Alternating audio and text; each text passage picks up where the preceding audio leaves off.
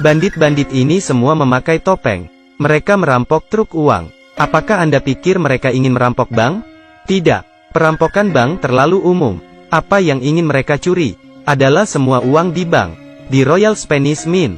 Bagaimana mereka bisa merampoknya? Sangat sederhana. Yang pertama adalah dengan pakaian polisi. Kemudian mengikuti truk uang, menyelinap ke bagian dalam pabrik pencetakan uang. Saat itu, peretas meretas sistem keamanan. Penjaga keamanan tidak melihat adanya kelainan. Tembakan senjata terdengar, dan memecahkan suasana yang tenang. Kekacauan dimulai. Orang-orang takut sambil memegang kepala mereka dan melarikan diri. Mereka hampir kabur, tapi kemudian mereka diblokir di gerbang. Setelah itu, 67 orang di pabrik percetakan uang. Semua menjadi sandera. Seorang bandit menggunakan las listrik. Melihat tumpukan uang ditumpuk. Tetapi target mereka, ini bukan sedikit uang. Ini adalah perampokan yang telah direncanakan selama 20 tahun. Otak di belakangnya adalah seorang profesor. 5 bulan yang lalu, profesor telah menemukan 8 orang untuk bergabung. Dia melanjutkan dengan melatih mereka tentang cara merampok. 8 orang ini semuanya terampil. Ada pencuri perhiasan. Dia pernah terlibat dalam 27 kasus. Mencuri 434 berlian sekaligus. Bahkan ada seorang hacker jenius. 6 tahun mulai pemrograman.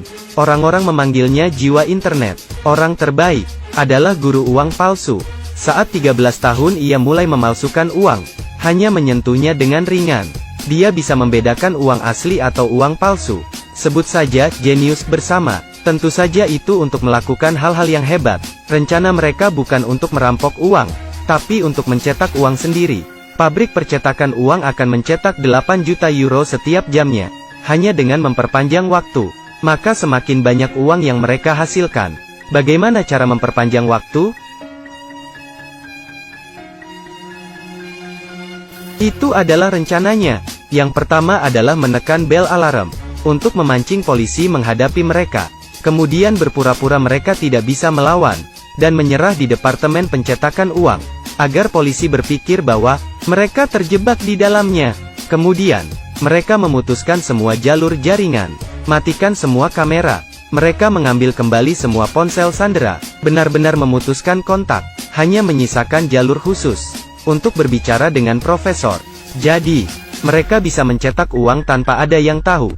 Tapi polisi juga bukan orang biasa. Mereka berniat untuk menyerang secara paksa. Sekelompok polisi bersenjata menyelinap keluar dari pintu belakang. Melihat bahwa mereka akan bergegas masuk, profesor sudah punya rencana. Langkah pertama adalah untuk menipu polisi. Dia membiarkan semua sandera berdandan seperti mereka, pakai topeng yang sama. Langkah kedua adalah menggunakan kekuatan untuk menyebabkan tekanan ke tempat-tempat di mana polisi menyerang. Mereka mengangkat senjata Gatling, yang membuat semua orang takut. Langkah paling penting adalah sandera. Di antara 67 sandera ini, ada seorang putri Tuan Duta Besar Inggris. Jika ada sesuatu yang terjadi padanya, itu akan menjadi acara internasional. Jadi, polisi tidak berani bertindak sembarangan. Mereka harus mundur. Setelah semua bahaya tersembunyi telah diselesaikan, kemudian, saatnya mencetak uang. Mesin terus bekerja selama 24 jam. Mereka mencetak banyak uang. Uang itu terus-menerus dicetak. Semua orang sangat bersemangat. Saat itu, mereka benar-benar menghasilkan banyak uang. Tapi, di saat semua orang bahagia, kemudian kejadian itu tiba-tiba terjadi. Hari itu, perampok bertopeng mengambil sandera ke teras untuk jalan-jalan di gedung seberang. Tapi penembak senapan jarak jauh polisi mengarahkan pandangannya pada mereka. Tapi Sheriff ragu-ragu tanpa henti, karena bandit dan sandera berpakaian sama. Waktu itu, seorang perampok melihat pria bersenjata itu. Dia membuat keputusan. Dia menyuruh rekan-rekannya untuk berlutut bersama, untuk menyamar sebagai sandera. Sebentar lagi, teras menjadi kacau. Seorang sandera terlalu bersemangat. Jadi dia pikir dia akan dieksekusi. Dia memegang senjata palsu. Tampil panik. Sheriff hanya melihatnya berdiri, dan menganggap bahwa dia adalah pencurinya. Dia memberi perintah untuk melepaskan tembakan pistolnya.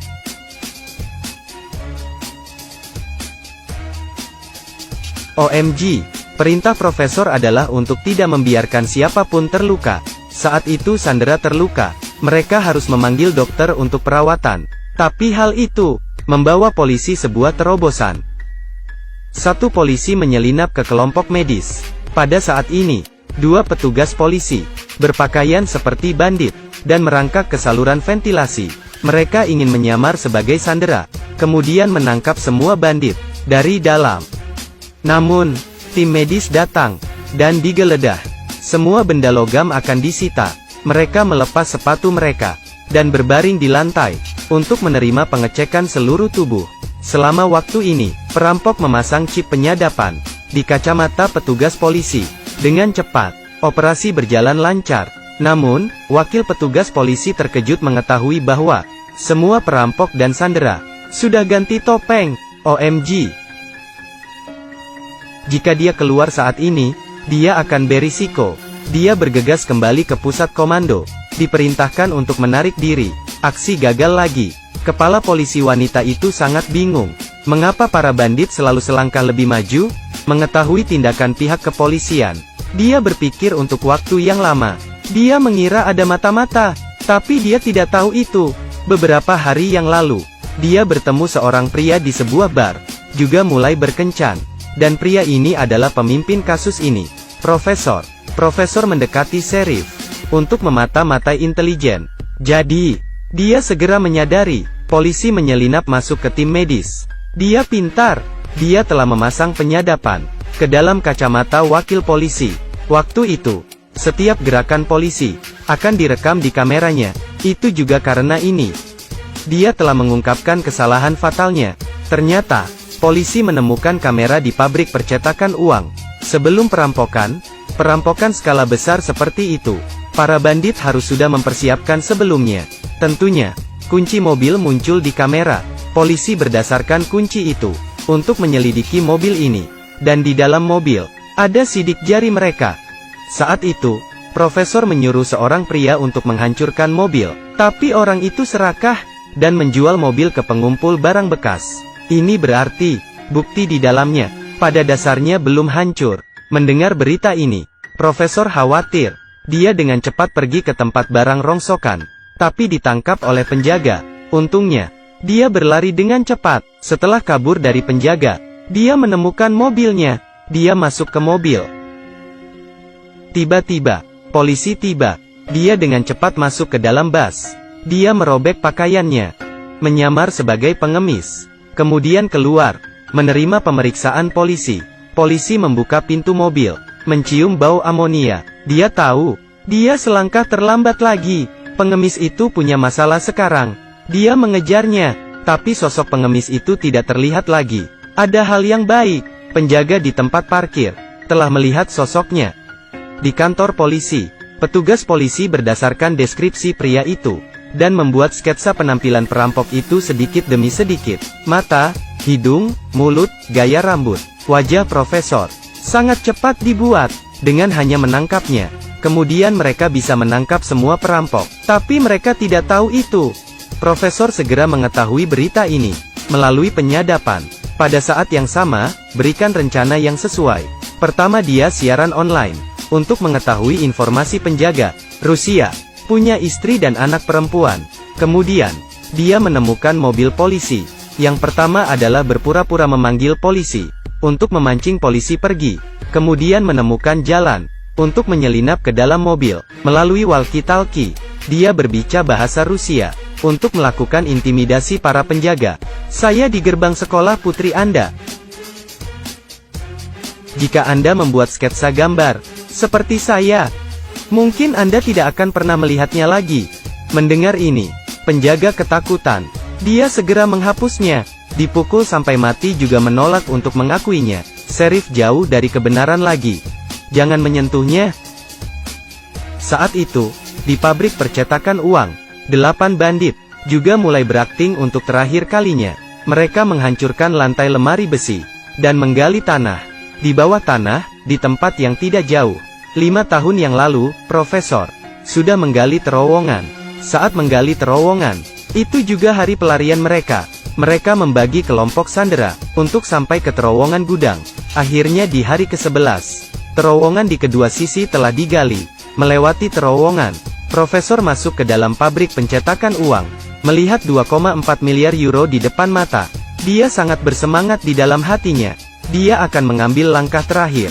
Mereka melemparkan uang ke dalam terowongan, dan hendak mundur. Tapi, kejadian itu tiba-tiba terjadi. Seorang sandera mencuri alat. Dia melepaskan semua orang. Tunggu sampai perampok datang untuk mengantarkan beras. Kemudian mereka memberontak dan menyerangnya. Sandera menggunakan bom untuk menghancurkan bangunan yang mencetak uang. Saat itu, polisi menjaga di pintu. Melihat pintu besar rusak, juga bersiap untuk melancarkan serangan. Adegan menjadi kacau. Tidak banyak waktu lagi. Para bandit terbelah menjadi dua sisi. Mereka menggunakan senjata berat untuk menghentikan polisi. Di luar pintu, yang lainnya, dengan cepat membawa uang. Akhirnya, sekantong uang telah berhasil dikirim. Mereka akan mundur. Tapi, para sandera melarikan diri. Lokasi pintu keluar terowongan telah diberitahu. Pihak kepolisian segera mengaturnya. Tak terduga, orang yang keluar adalah seorang sandera. Jangan tembak. Mereka sandera, jangan tembak. Sebenarnya, gua yang digali para sandera. Semua digunakan untuk menutupi mata polisi. Terowongan yang sebenarnya, hanya pencuri yang tahu. Seperti itu, seorang perampok setelah mencapai tujuannya, menggunakan senjata berat, untuk memblokir polisi. Setelah mengkonfirmasi bahwa rekan-rekan melarikan diri dengan selamat, dia menghancurkan pintu masuk terowongan, ambil pistolnya, dan keluar.